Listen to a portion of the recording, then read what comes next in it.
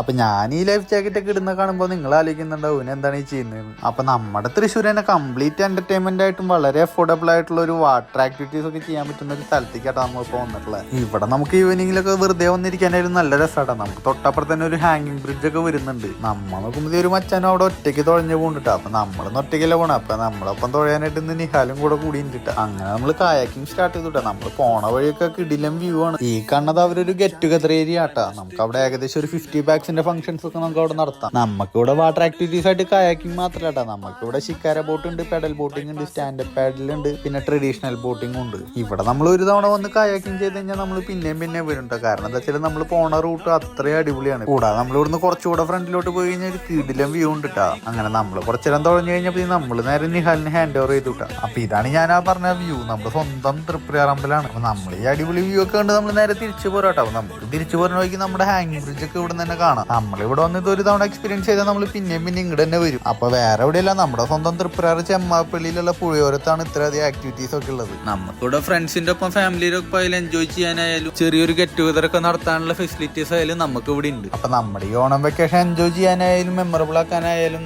പറ്റിയൊരു best option ആണ് പുഴയോരം. അപ്പൊ പുഴയോരത്തിന്റെ നമ്പർ ഞാൻ സ്ക്രീനിൽ കൊടുത്തേക്കാം. അപ്പൊ എന്തെങ്കിലും എൻക്വയറീസ് ഉണ്ടെങ്കിൽ വിളിച്ചാൽ മതി.